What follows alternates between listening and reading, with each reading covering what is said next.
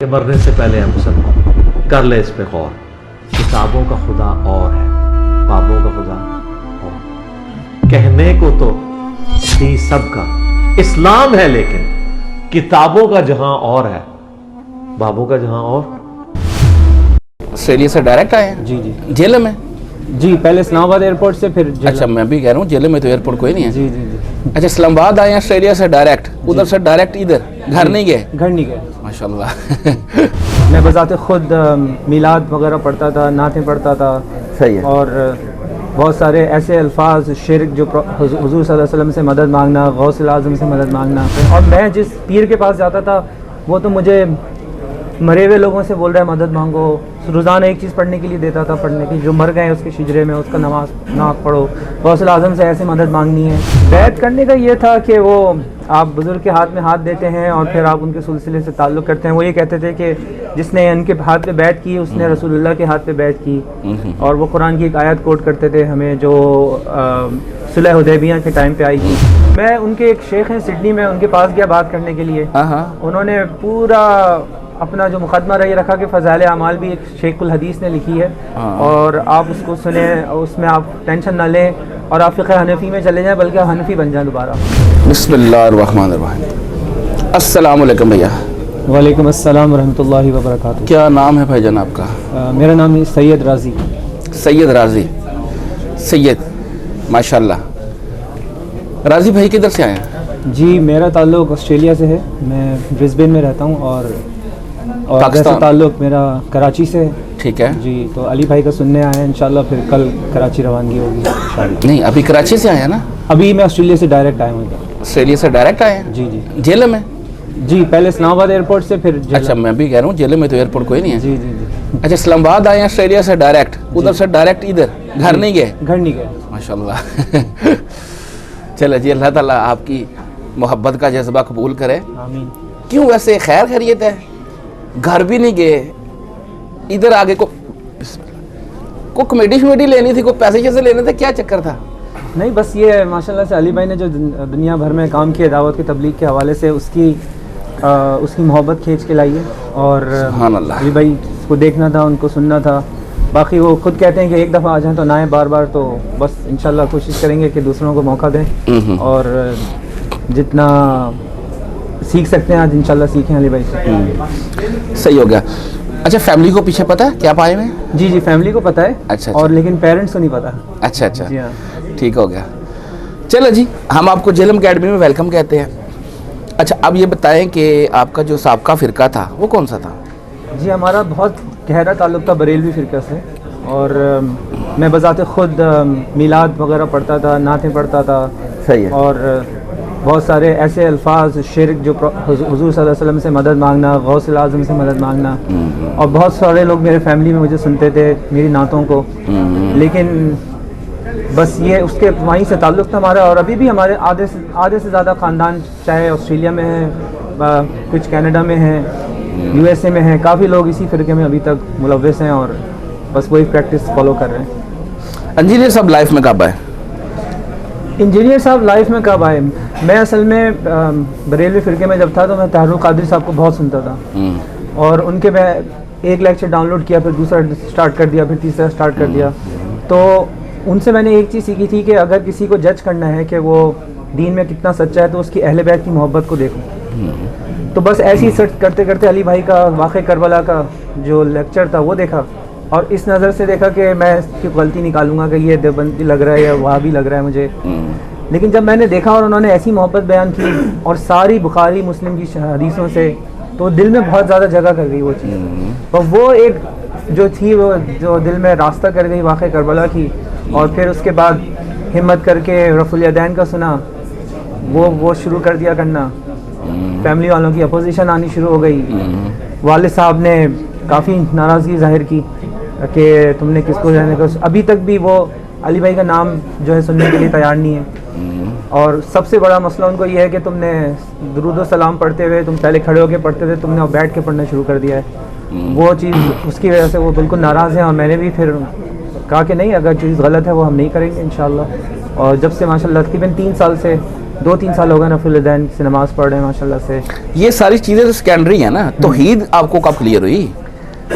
तौहीद कैसे क्लियर हुई कि आप तो कह रहे थे कि शेख अब्दुल कादिर से मांगते थे और ये सारा कुछ करते थे, जी। तो फिर ये तौहीद का कंसेप्ट कैसे क्लियर हुआ? तौहीद का कॉन्सेप्ट ऐसे क्लियर हुआ कि मैं हमेशा से ये सुनता था इया का नाबुदु व इया का नस्ताईन, सही है। राइट। लेकिन जब मैं तारुल कादरी साहब को सुनता था या दूसरे बरेलियों को, वो तो गौसुल आज़म से मदद मांग रहे। सही। फिर कराची में उनकी लाइब्रेरी है, मैं कराची में लाइब्रेरी में उनकी किताब अक़ीदा तौहीद के लेकर आया, 2 जिल्दों पर है। पढ़ा और मैं कंफ्यूज हो गया और कि ये तो इतनी सिंपल सी चीज़ को ऐसे मुश्किल से बता रहे हैं। और मैं जिस पीर के पास जाता था वो तो मुझे मरे हुए लोगों से बोल रहा है मदद मांगो, रोज़ाना एक चीज़ पढ़ने के लिए देता था, पढ़ने की, जो मर गए उसके शिजरे में उसका नमाज पढ़ो, गौसुल आज़म से ऐसे मदद मांगनी है। लेकिन फिर क्या हुआ कि अली भाई को जब सुनना शुरू किया तो एक इनका जो रिसर्च पेपर है कि इंडिया के बुजुर्गान दीन का गुस्ताखाना इबारतों का, जब वो शुरू करी तो फिर मैंने कहा ये, और सारे रेफरेंसेस बुखारी मुस्लिम से, क्योंकि मैं चाहता था कि तारुल कादरी साहब जैसे हमेशा किताबों का रेफरेंसेस देते हैं, मुझे बुखारी मुस्लिम से कुछ इन्फॉर्मेशन चाहिए मिलती थी जो मेरे अक़ीदों को मैच करे। लेकिन अनफॉर्चुनेटली वो वहाँ से नहीं मिल रही थी जो दूसरे उलमा को मैं सुन रहा था। लेकिन जब इनको शुरू किया सुनना वाक़या करबला का या इबारतों का जायज़ा, फिर आहिस्ता आहिस्ता तौहीद माशाल्लाह से क्लियर हो गई। आपने कहा मैं पीर साहब को जो सुनता था और वो कहते थे कि मरे हुए लोगों से मांग, कौन से पीर साहब, क्या था? कराची में एक ताल्लुक था उनका, वो सिलसिला कादरिया से, तो अच्छा, वो मुझे यानी बैत की हुई थी आप? जी, मैंने बैत की हुई थी और वो मुझे एक शिजरा पढ़ने देते थे जिसमें मैं अल्लाह रसूल से मदद मांगने के बाद उन सारे बुजुर्गों से मदद मांगता था जो शिजरे में मर चुके हैं। अच्छा, ये बैत करके क्या होता है, मतलब कैसे बैत करते हैं? बैत करने का ये था कि वो आप बुजुर्ग के हाथ में हाथ देते हैं और फिर आप उनके सिलसिले से ताल्लुक़ करते हैं। वो ये कहते थे कि जिसने उनके हाथ पे बैत की उसने रसूलुल्लाह के हाथ पे बैत की, और वो कुरान की एक आयत कोट करते थे हमें जो सुलह हुदैबिया के टाइम पे आई थी। तो वो इस तरीके से उनका फिर सिलसिला बन जाता है, फिर आपके लिए पीर को कुछ बोलना जायज़ नहीं होता। और फिर आप वो जो कहेंगे आप उन्हीं को फॉलो, फिर आपको बेतुके ख्वाब आते हैं शैतान की तरफ से, तो आप और ज़्यादा उस रास्ते में निकल जाते हैं। तो ये हुआ। अच्छा, फिर कुछ दीन की तरफ लगाते हैं? हाँ, बेसिकली दीन की तरफ लगाते हैं ये लोग आपको, जो भी वो दीन समझ रहे होते हैं। जी हाँ, वो दीन की तरफ लगाते हैं, लेकिन उसमें जो सबसे पहली चीज़ है कि अल्लाह के साथ शिर्क नहीं करना है, वो उसमें आपको डुबो देते हैं पानी में पूरा। माल शाल का भी कोई चक्कर होता है, कोई पैसे शैसे का भी चक्कर होता है? नहीं, मेरे साथ जो पीर साहब थे उनका माल साल का चक्कर नहीं था ऐसा, लेकिन वो एक अलग से उनका अल्लाह रसूल की बात करते थे, लेकिन वो शिर्क का मसला बहुत मेजर था वहाँ पे। और मैं नाते पढ़ता था, उनके पास लोग पैसे देते थे, और बस वो ये सारी बिदआत वगैरह जो थी वो हो गई। अच्छा जी, अब आपने अपना अकीदा तौहीद भी क्लियर कर लिया, नमाज में रफ़ुल यदैन भी शुरू कर दिया, घर वालों का क्या स्टेटस है? घर वालों का स्टेटस ये है कि मेरे माशाल्लाह जो औलाद हैं बच्चे, वो तो माशाल्लाह से रफ़ुल यदैन पे आ गए हैं। मेरे वालिद साहब भी शुरू में रफ़ुल यदैन पे आ गए थे, लेकिन वो भी कुछ अरसे पाकिस्तान रह के गए, वहाँ पे उनको फैमिली की तरफ से काफ़ी प्रेशर मिला तो उन्होंने छोड़ दिया। या अली मदद करके वो बहुत पुकारते थे, वो उन्होंने छोड़ दिया है करना। प्रेशर क्या अभी, मतलब क्या होता है? अगर मैं रफ़ुल यदैन कर रहा हूँ तो क्या प्रेशर आएगा? सबके सामने करते हैं, अलग से करते रहें, क्या मसला है? मसला असल में देखें, बाहर के मुल्कों में तो ये मसला नहीं है रफ़ुल यदैन का, वहाँ पे तो सारे लोग एक ही जगह नमाज़ पढ़ते हैं, वहाँ कुछ इतना नहीं है। मसला आता है पाकिस्तान में। मैं अभी वो भी बंदे को ज़रूरत नहीं है ना, बंदा वो शोर डाल के सबको क्या मैं करने लगा हूँ, बंदा अलग से नमाज़ पढ़ ले तो क्या मसला है? लेकिन जब आप जमात में नमाज़ पढ़ते हैं और आप ज़ोर से आमीन बोलते हैं और पूरी मस्जिद खाली होती है, तो आपके ऊपर एक प्रेशर पड़ता है कि आपको लोग फिर इस बुरी नज़रों से देखेंगे कि ये क्या कर रहा है। वैसे ये भी जो आपका कंसेप्ट है गलत है, आमीन इतना ऊंचा तो है ही नहीं है जिस तरह आपने बनाया हुआ है। आमीन तो नॉर्मली बोलते हैं, वो तो मैं बरेलवियों की मस्जिद में जाता हूँ, इतनी आवाज़ उधर से भी आ जाती है। जी, सही हो गया। अच्छा, अब वो नहीं कर रहे, अकीदा तौहीद ठीक है उनका? जी, अकीदा तौहीद का उनका ठीक है माशाल्लाह से।